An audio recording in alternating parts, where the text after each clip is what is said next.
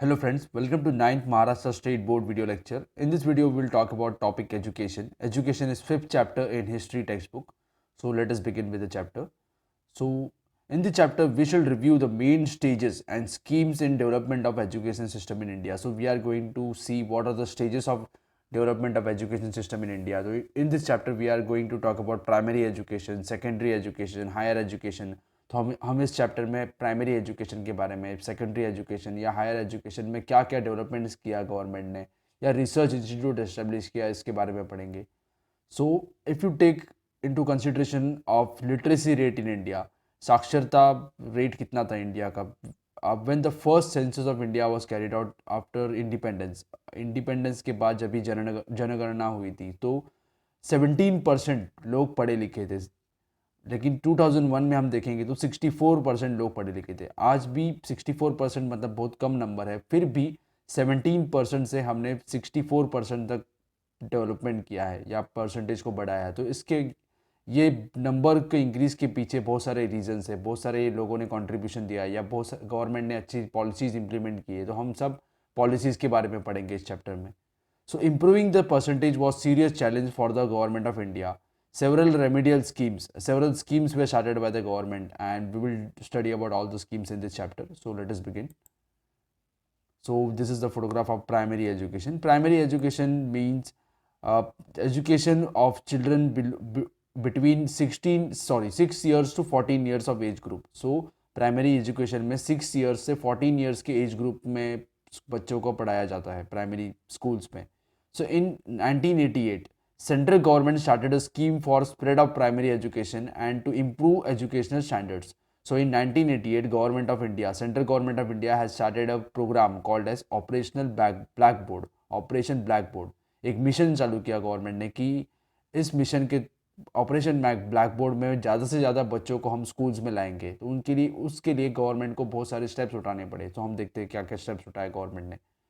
The government made funds available to help improve the standard of education. So to improve the standard of education, education का quality improve करने के लिए government ने funds available करके दिए. Funds मतलब पैसे अवेलेबल करके दिए. नए नए स्कूल्स बनाए उनको स्कूल्स में अलग अवेलेबल करके दिए. तो ये सबसे एजुकेशन को फ़ायदा हुआ. So standard of schools were increased, then fulfill minimum educational needs such as two proper classroom and toilet. So initially if you must be knowing that पहले आपको पता होगा कि एक ही क्लासरूम होता था और एक ही क्लासरूम में बहुत सारे स्कूल्स में एक ही टीचर होते थे जो फर्स्ट टू फोर्थ स्टैंडर्ड सभी को पढ़ाते थे. फर्स्ट स्टैंडर्ड को, second standard, third standard, fourth standard, सभी के लिए एक ही क्लासरूम और एक ही टीचर. लेकिन गवर्नमेंट ने ज़्यादा से ज़्यादा बच्चों को एनरोल करने के लिए एक ही टीचर पूरे बच्चों के ऊपर अच्छे से ध्यान नहीं दे सकता है. सो गवर्नमेंट ने एटलीस्ट 2 क्लासरूम्स बनाए और टॉयलेट फैसिलिटीज़ अवेलेबल करके दी. देन 1 और 2 टीचर्स टू बी फीमेल. अगर 2 टीचर्स अपॉइंट किया है स्कूल में तो उसमें से एक फीमेल होना चाहिए. Then a black board, map, laboratory apparatus, small library, playground, sports equipment, everything should be will be provided to the school. तो black board, extra black board, 2 classroom के लिए extra black board. Then map, laboratory apparatus, जो chemistry lab में, physics lab में हम पढ़ते हैं, जो laboratory apparatus. Then small library, ग्रंथालय. देन प्लेग्राउंड, बच्चों को खेलने के लिए जगह. और स्पोर्ट्स इक्विपमेंट जैसे बैट हो गया, बॉल, फुटबॉल, बास्केटबॉल, ये सब अलग अलग स्पोर्ट्स के इक्विपमेंट्स. अगर बच्चों को स्पोर्ट्स में आगे जाना है तो स्पोर्ट्स के लिए भी डेवलपमेंट करना पड़ेगा. तो इसके बाद हम देखेंगे कि बहुत सारे बच्चे रूरल एरिया से, गाँव के एरिया से भी स्पोर्ट्स में आगे जाने लगे. This scheme helped the primary education system to gain some momentum. So because of this scheme, because of Operation Blackboard, primary education में development हो गई. So after the formation of Maharashtra state, so Maharashtra state was formed in 1960. India को independence मिला 1947 में. But from 1947 to 1960, Maharashtra, some parts of Maharashtra का कुछ part और गुजरात का कुछ पार्ट, ये मिला के एक स्टेट था जिसे कहते थे बॉम्बे स्टेट. लेकिन 1960 में महाराष्ट्र और गुजरात को अलग अलग कर दिया गया और महाराष्ट्र स्टेट एस्टेब्लिश हुआ 1960 में. So in 1960, after 1960, under the leadership of principal Syed Rauf of ST college, principal Syed Rauf के चेयरमैनशिप में, लीडरशिप में, महाराष्ट्र बोर्ड का, महाराष्ट्र जो बोर्ड हम पढ़ते हैं एसएससी बोर्ड है, या महाराष्ट्र बोर्ड का करिकुलम बनाया गया. करिकुलम मतलब सिलेबस बनाया गया बच्चों को पढ़ने के लिए, तो curriculum 1st to 7th standard का करिकुलम बनाया गया. So in 1994, the scheme was expanded and provision was made for one additional classroom for appointing one more teachers in school. So जो 1988 में जो ऑपरेशनल बैकबोर्ड स्टार्ट किया था government ने, so in 1994 this scheme was expanded and provision was made for one additional classroom. One more classroom should be there. एक और classroom होगा, and appointing one more teacher in the school where enrollment is more than 100 students. अगर कोई school में 100 से ज़्यादा बच्चे हैं तो उस स्कूल में हमें एक और क्लासरूम बनाना पड़ेगा और एक और टीचर को अपॉइंट करना पड़ेगा ताकि वो टीचर सभी बच्चों को हमें अच्छी तरीके से ध्यान दे सके, बच्चों के ऊपर अच्छी तरीके से ध्यान दे सके. अगर एक ही टीचर अवेलेबल है तो बच्चों के ऊपर अच्छे तरीके से ध्यान नहीं दे पाएंगे, तो 2 टीचर्स अपॉइंट करने पड़ेंगे और एक क्लासरूम एक्स्ट्रा क्लासरूम बनाना पड़ेगा. Then priority was given to girls school. If you see this figure, 17% of people were educated in 1947. Out of that 8% female were only educated. अगर 17% पूरे मेल और फीमेल थे, लेकिन फीमेल सिर्फ 8% थे. So 2001 में 64% population था, लेकिन उसमें फीमेल्स के नंबर बहुत कम थे. So if you want to educate students, then it is very much important that girls should also be educated. So major priority was given to girls schools. Schools with majority of scheduled caste, scheduled tribe students, and schools in rural areas. So rural areas में, scheduled caste areas में, scheduled tribes areas में schools establish किए गए. It was also made binding upon the state government. Binding यानी compulsory. Central government ने state government को compulsory किया कि आपको 50% फीमेल टीचर्स को अपॉइंट करना पड़ेगा. अगर कोई भी पोस्ट के लिए हमें किसी को अपॉइंट करना है, तो अगर 2 पोस्ट है तो उसमें से एक पोस्ट हमें फीमेल टीचर को अपॉइंट करना पड़ेगा. So 50% female teacher should be appointed to all the post so that females will also get jobs. So as you must be knowing, many females take jobs of teachers because that facilities are available, that jobs were available for teachers also, that jobs were made available by the government. So in 1994, again district primary education program was started. So the plan was also implemented in Maharashtra. So this objective of this program was universalization of primary education. Universalization मतलब पूरे लोगों को या पूरे बच्चों को education की facilities मिल सके, इसलिए district primary education program start किया गया. And aims of the program, what are the aims of district primary educational program. So first is 100% attendance in primary school. So अगर प्राइमरी स्कूल में बच्चों को 100% अटेंडेंस रहना पड़ेगा. एक बार बच्चों ने एडमिशन लिया तो उन्हें कंपल्सरीली 100% स्कूल्स में अटेंड करना पड़ेगा. Then arresting students drop out, the students who are dropping out. There are many students who are poor, who are not able to afford to go to school. They are not having even money to buy textbooks and notebooks, so they are not going to school. वो drop out हो जाते हैं school से, तो उनको free में school government facilities available करके देगा या ताकि वो एजुकेशन कंटिन्यू कर सके. सो arresting students drop out. Then education of girls for principally education for girls and for physically handicap यानी अपंग होते हैं, जो विकलांग होते हैं या दिव्यांग होते हैं, उनके लिए भी एजुकेशन फैसिलिटीज अवेलेबल करके देना. Then mid day meal scheme आपको पता होगा कि मिड डे यानी लंच के टाइम स्कूल में गवर्नमेंट फ्री फूड अवेलेबल करके देता है. What is the intention behind it? What is the intention behind mid day meal? The main intention is if the child is poor, अगर कोई child poor है तो उसके पास food के लिए पैसे नहीं है, खाने के लिए पैसे नहीं है, तो पेरेंट्स स्कूल में फ्री में फूड मिलता है तो उस बच्चों को स्कूल में भेजते हैं. उनको पेरेंट्स को लगता है कि माँ बाप को लगता है कि अगर बच्चों को हम खाना अफोर्ड नहीं कर पा रहे, खाना नहीं दे पा रहे, तो स्कूल में खाना मिलेगा. So many because of this scheme, because of mid day meal scheme, many students came to schools and along with the food they are also getting education and government is providing everything for free. So this scheme was started in 1995 to provide proper nourishment for students. So it is also giving nourishment to the student. Nourishment यानी अच्छा आहार दे रहे बच्चों को. Then it includes programs such as research on and evaluation of primary education. So primary education के ऊपर research, नए नए टेक्निक्स कैसे बना सकते हैं, बच्चों को अच्छी तरीके से कैसे पढ़ा सकते हैं, इसलिए रिसर्च किया गया. Then alternative education. So along with school education, we should also give them alternative education. So suppose there are some children who are not good in school education, but they are very good in other education. They are very good in elementary education. So we should give them elementary education also.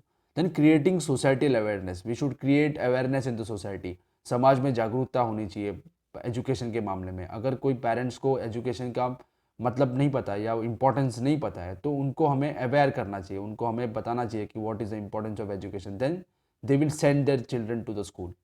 Then in 1991, because of this, all these efforts from 1988, from the independence time, after independence, so in 1991 Kerala became fully literate state. तो केरला में 100% literacy आ गई. जो हमने देखा 2001 में India में, पूरे India में 64% लिटरेसी थी, लेकिन 1991 में केरला गवर्नमेंट ने फुल लिटरेसी अचीव की. तो इस गवर्नमेंट का भी बहुत उसमें इंपॉर्टेंस था. गवर्नमेंट ने पूरा फंड, ज़्यादा से ज़्यादा फंड गवर्नमेंट ने स्कूल एजुकेशन के लिए यूज़ किया. So because of this efforts in 1991 Kerala become a fully literate state.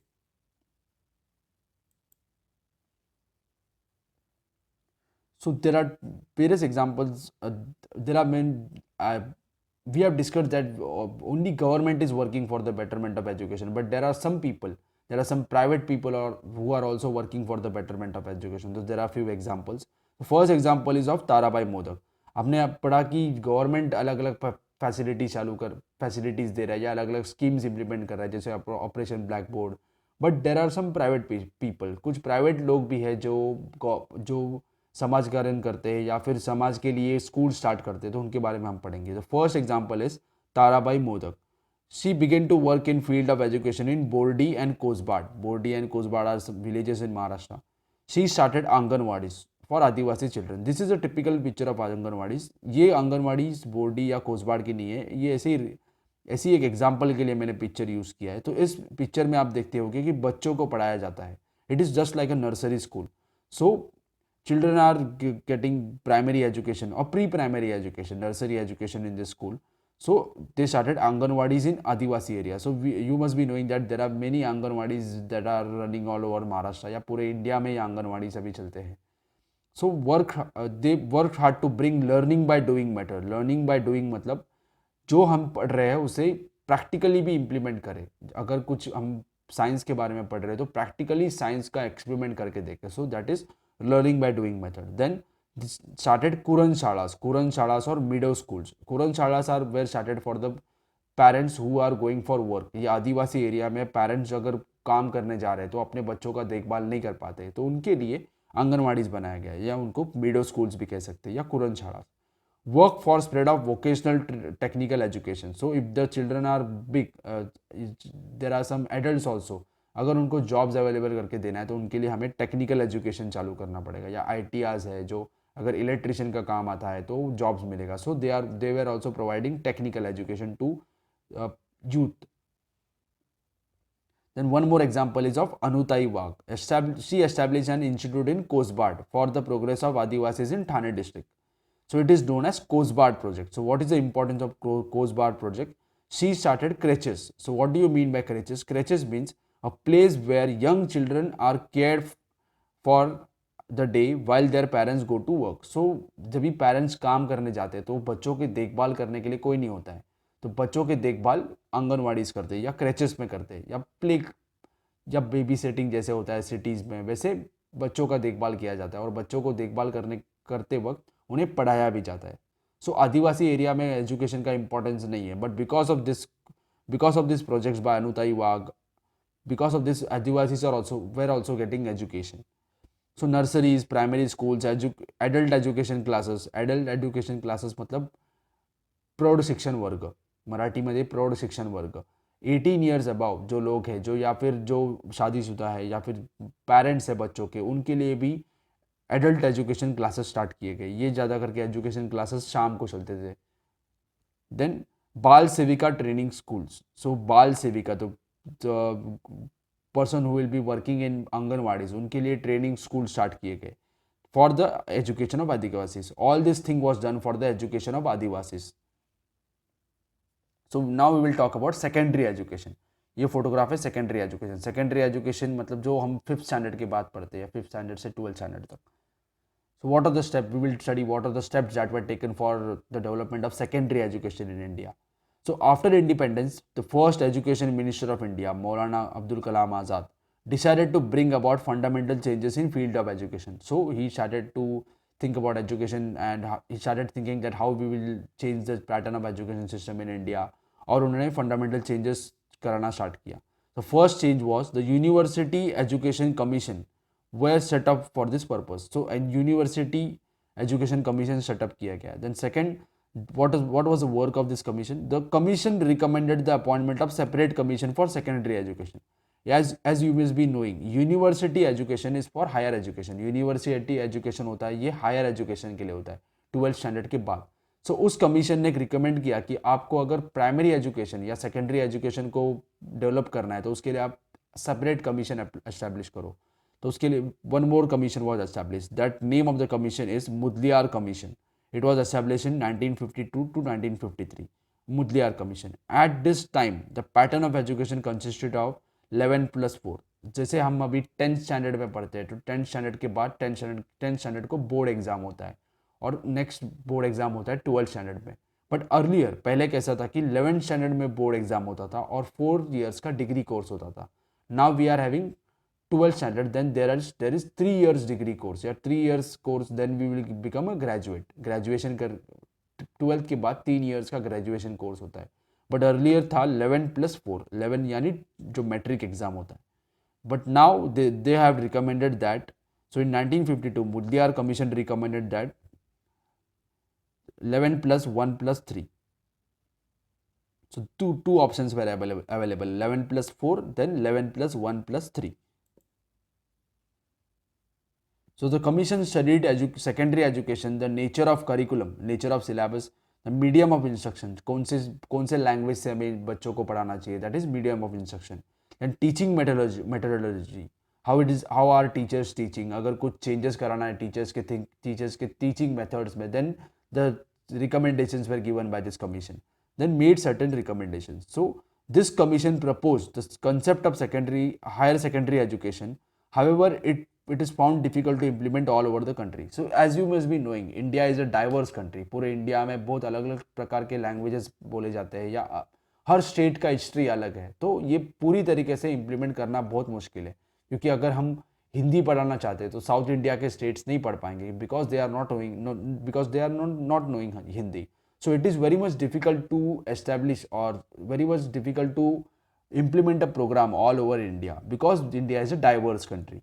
The Maharashtra State Board of Secondary and Higher Secondary Education was established in 1st January 1966 at Pune. So Maharashtra State Board of Secondary and Higher Secondary Education is conducting 10th standard and 12th standard examinations in India.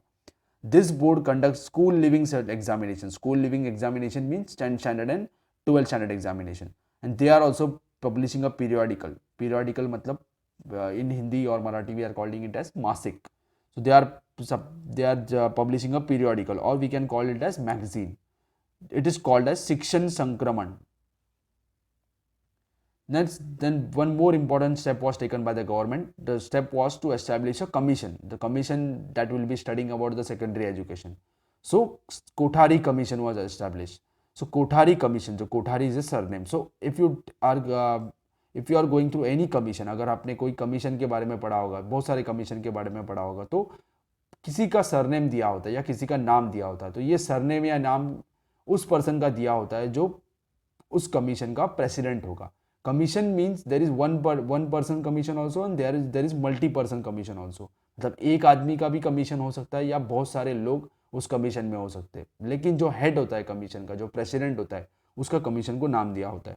There are many commissions were established by government like Nanavati commission, Sarkaria commission, that were for different issues. So जो नानावटी या Sarkaria, this are the names of the person who were the head of the commission, who were the chief of the commission. So such a type of commission was established. The name of the commission is Qatari commission. So in 1964 a commission was appointed under the chairmanship of D.S. Qatari. So D.S. Qatari was chairman of the commission. So the name is Qatari commission. Dr. J.P. Naik made valuable contributions to the work of this commission. So there were two important persons in this commission, D.S. Qatari and J.P. Naik. Commission recommended, they have recommended 10 plus 2 plus 3 pattern for secondary education. जो initially जो 10 11 plus 4 था या 11 plus 1 plus 3 था, अगर 11th standard मतलब matric exam था, now the matric exam will be at 10th standard plus 2 standard, that is 12th standard, then 3 years of degree or 3 years to become a graduate. So 10 plus 2 plus 3, and this pattern we are using now. This system was implemented on from 1972. So 1972 से ये system, ये pattern को implement किया गया. The commission also suggested a uniform national system for education. So they were suggesting that there should be uniform national system for education. पूरे India में एक ही तरीके का system होना चाहिए education का. This the inclusion of mother tongue जो Marathi language हम सीखते हैं महाराष्ट्र में, या फिर if you are studying in Tamil Nadu, then you have to study Tamil. So there should be student should be taught mother tongue also. Then Hindi and English in education. So Hindi, English and Marathi. Marathi is the mother tongue. Most of the people in Maharashtra are speaking Marathi. So in Maharashtra we are learning Marathi. If you are going to South India, or if you are going to, particularly if you are going to Kerala, then you must know Malayalam. Then they are teaching Malayalam there. But there are some states in South India who are not following Hindi. So they are not taking Hindi. They are not studying in Hindi. The education by correspondence education होता है कि school नहीं जाके हम घर में बैठ के पढ़ाई कर सकते हैं और एग्जाम्स जाके एग्जाम सिर्फ अपीयर कर सकते हैं. तो there are many students who are doing home schooling, घर में बैठ के पढ़ते हैं और सिर्फ एग्जाम्स के लिए अपीयर करते हैं. So that is correspondence education. And open universities, we will study about open universities later. Open universities Marathi मध्ये मुक्त विद्यापीठ, that is same as correspondence education. Like we should not attend the school every day or school or college every day. There are some special lectures that we should attend. Otherwise, and again we have to go to exam. Directly we can appear for exam. And if you are having good marks in exam, then you will be given a degree. That is same as a college that we are attending every day. रोज जो college attend करते हैं और ये open universities होते हैं, same level पे होते हैं, उनका education same होता है और उनकी degrees भी same होती है. Recommended increase provision in the government's budget for expenditure on education of neglected sections like scheduled caste and scheduled tribes. So they have recommended, Qatari Commission has recommended to increase the budget, increase the money for the education of scheduled caste and scheduled tribes. So Maharashtra government adopted the 10 plus 2 plus 3 pattern in 1975. So pattern 1972 में Maharashtra government ने adopt किया, but on this pattern first 10th standard board exam was conducted in 1975. So we will see in short what are the objectives of Qatari Commission. The first objective is modernization of education. So modern education, scientific education available करके देना सभी को. Second is social and national integration, as they were talking about national education or same type of education in entire nation. So they were trying to create national integration. National integration means integrating or uniting entire country. पूरे country को एक साथ unite करना, उसे कहते हैं national integration और creating unity of the country. So if you are implementing single type of education, अगर same type का education पूरे country में मिल जाएगा तो पूरा country एक साथ एक जैसा पढ़ाई करेगा और एक जैसा integrate हो जाएगा, एक जैसे thoughts होंगे सभी के. So this was also the intention of Qatari Commission. The next is nurturing social and moral and spiritual values. So nurturing social, moral and spiritual values. तो spiritual values होते हैं या social values होते हैं, society के बारे में जागरूकता क्रिएट करना, ये सब एजुकेशन में होता है. We are studying about personality development, we are studying about environment studies, we are studying about civics. तो सिविक्स में भी हम सोसाइटी के बारे में या फिर हमारे राइट्स के बारे में, हमारे ड्यूटीज़ के बारे में पढ़ते हैं. So all of this is creating a social awareness and moral things. Education is telling that we must be disciplined. So all this is creating a moral value. It is helping us to create a good citizens. Then education and productivity. So if we are getting good education, then we will become productive in future. अगर मैं अच्छा education gain करूँगा तो आगे जाके मैं अच्छे position पे या अच्छा बिजनेस स्टार्ट कर सकता हूँ या अच्छे जॉब्स मिलेंगे. सो अगर जॉब्स अच्छे मिलेंगे या बिजनेस अच्छा स्टार्ट करूँगा तो अल्टीमेटली कंट्री को फ़ायदा होगा. So if we are giving good education, then the productivity of the person also increases. and securing and strengthening democracy. So ultimately, what is the main intention? That we should secure our democracy or we should strengthen on democracy. जो democracy है, लोकतंत्र है, उसे strengthen करना, उसे और strong करना. Strong कैसे करेंगे? जब भी वहाँ के लोग एजुकेटेड होंगे. So main intention of these are the main objectives of Qatari Commission. This is the important question. It will be coming in your examinations, I think. So hope you have understood this part. If you have understood, please share this video with your friends and please subscribe to the channel and please continue to watch the second part of this video. And thank you for your time.